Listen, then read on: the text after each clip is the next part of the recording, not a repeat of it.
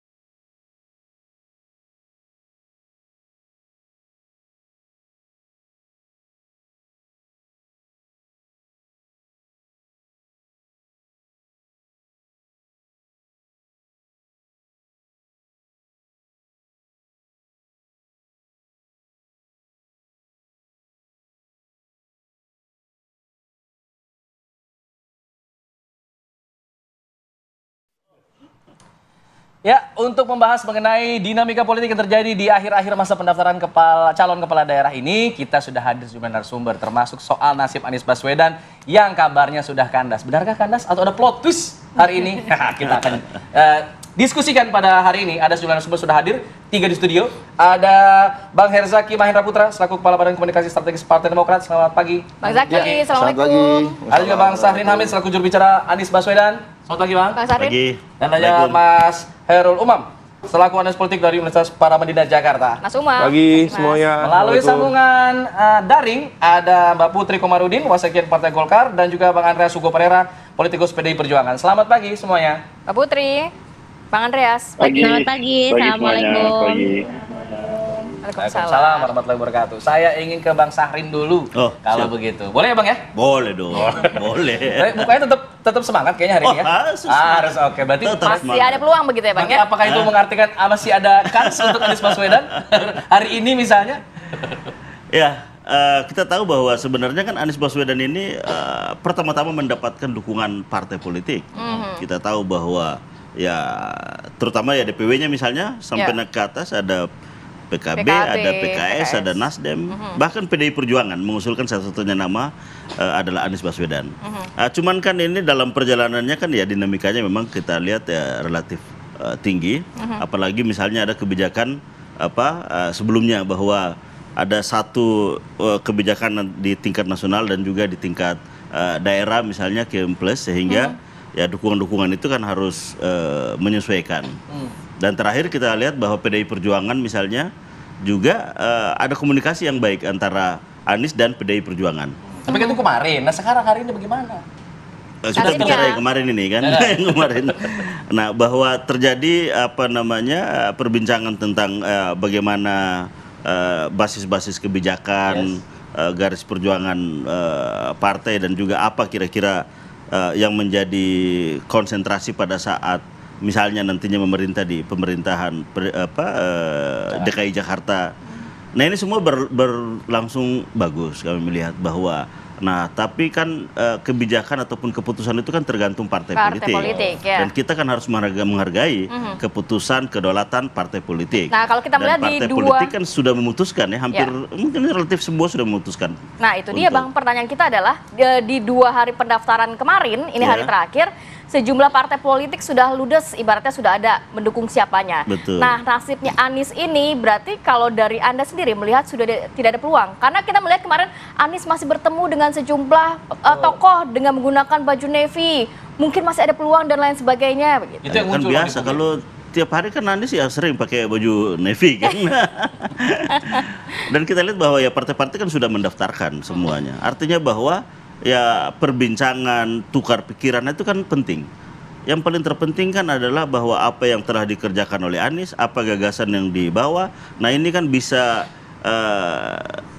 semoga saja itu menjadi bagian yang apa yang akan dilakukan ke depan. Dan bagi Anies sendiri kan di dalam pemerintahan maupun di luar pemerintahan kan sama-sama terhormatnya. Yang penting kan bahwa standing posisi adalah memperjuangkan kesetaraan, keadilan, ya pikiran-pikiran terkait dengan bangsa ini kan itu posisinya. Sekarang saya mau ke Bang Andreas. Bang Andreas, PDIP adalah partai yang terakhir berkomunikasi dengan Anies Baswedan. Sudah pakai baju batik merah, mengunjungi DPD, kemudian bertemu dengan Rano Karno, foto bersama. Ini banyak yang mengatakan sebenarnya ya ini menggambarkan bahwa air emang nggak bisa disatukan dengan minyak begitu ya, ideologis, visinya nggak bersama PDIP. Tapi di sisi lain ada yang mengatakan bahwa sebenarnya di dalam internal PDIP ini ada pro Anies, ada pro Ahok. Jadi karena faktor apa sih sebenarnya Bang nggak dipilih ini Anies, kemudian justru memilih Pramono Anung? Ya, kalau kita lihat dari ya perjalanan proses pilkada ini, khususnya di Jakarta ya, bahwa proses dari proses penjaringan, kemudian terakhir proses penyaringan dan kemudian keputusan, sebenarnya ada beberapa nama. Nama Mas Pramono Anung sebenarnya juga bagian dari proses ya penjaringan yang kemudian juga masuk di dalam proses penyaringan. Jadi memang ada beberapa nama. Ya saya seringkali juga menyebut ada nama Pak Andika, ada nama Mbak Tri Risma Harini. Jadi ada beberapa nama, termasuk Mas Anies juga yang diusulkan oleh DPD PDI Perjuangan. Ya, dari proses penyaringan ini kan komunikasi dilakukan gitu. Ya, terakhir dengan Mas Anies juga dilakukan komunikasi gitu. Dan dinamika di dalam partai maupun di luar partai itu terjadi. Namanya juga partai yang terbuka, partai yang demokratis. Kita lihat perubahan-perubahan itu bisa saja terjadi. Dan ya kemudian ya partai akhirnya memutuskan Mas Pram tentu dengan pertimbangannya.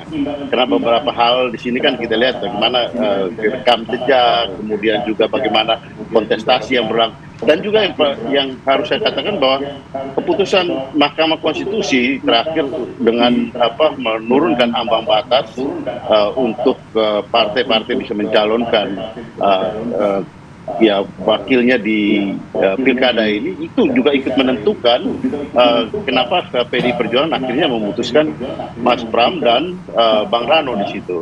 Jadi banyak faktor yang kita lihat di dalam membuat pertimbangan ini, dan tentu saja sebagai ya partai yang mempunyai konstituensi yang besar termasuk di daerah khusus daerah Jakarta ini, tentu ingin menunjukkan bahwa ya partai itu seharusnya ketika dia mempunyai kader yang mumpuni, kader yang siap untuk memimpin suatu wilayah, partai mengusung kadernya. Dan Ibu Mega dalam hal ini ketika mengambil keputusan tentu memberikan pelajaran yang baik bagi demokrasi kita, bahwa partai bertanggung jawab untuk mengusung kadernya ketika ya kadernya itu siap untuk memimpin suatu wilayah. Dan wilayah seperti Jakarta ini tentu ya kita memberikan pilihan-pilihan pada masyarakat untuk membuat pilihan di dalam keputusan di dalam pemilihan ya tanggal 28 November nanti. Saya kira itu banyak hal yang menjadi pertimbangan, dan terakhirnya ya PDI Perjuangan memutuskan Mas Pram dan Bang Rano di situ.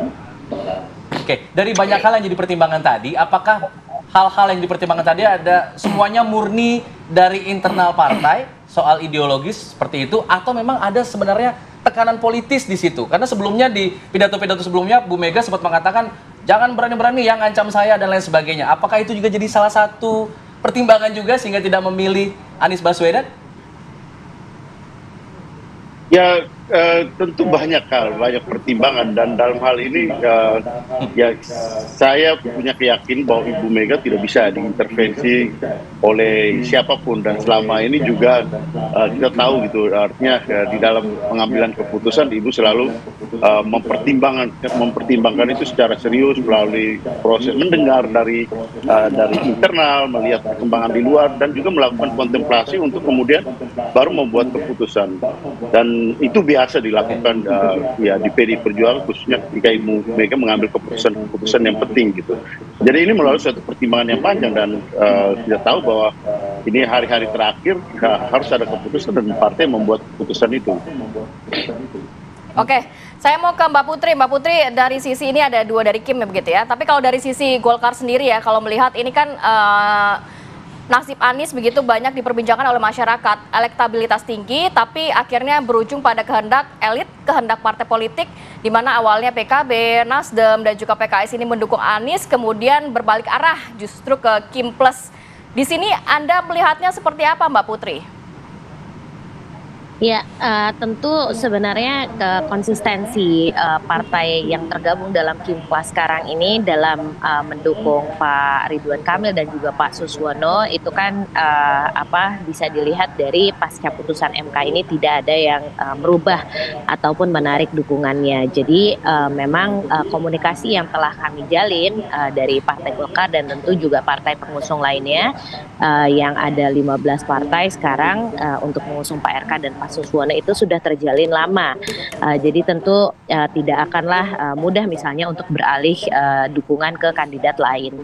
Jadi meskipun memang kita dihadapkan dengan banyak surprise sampai dengan akhir pendaftaran hari ini, dan tentu kondisi politik masih sangatlah dinamis, tapi tentu kami dari koalisi Kim Plus ini akan sangat siap untuk menghadapi kandidat manapun yang nanti akan maju di kontestasi pilkada di DKJ ini.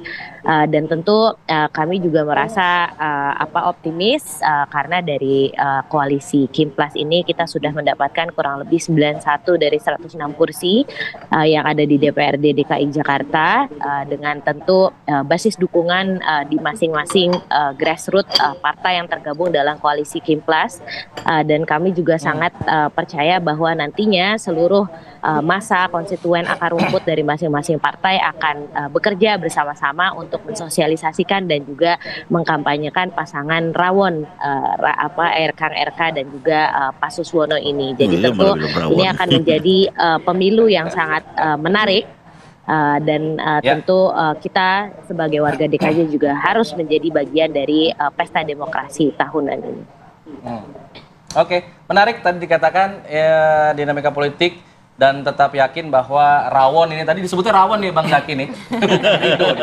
Belum kompak kayaknya nih untuk penyebutan singkatannya. Tapi saya mau tanya juga ke Bang Zaki, karena kalau kita lihat dari Demokrat ini menjadi salah satu partai yang terakhir memberikan surat rekomendasinya untuk pasangan rawon atau pasangan Ridho ini di Pilkada Jakarta. Apakah memang karena ada pertimbangan lain, masih mikir-mikir sampai menit terakhir atau seperti apa? Usai aja deh ya Bang ya.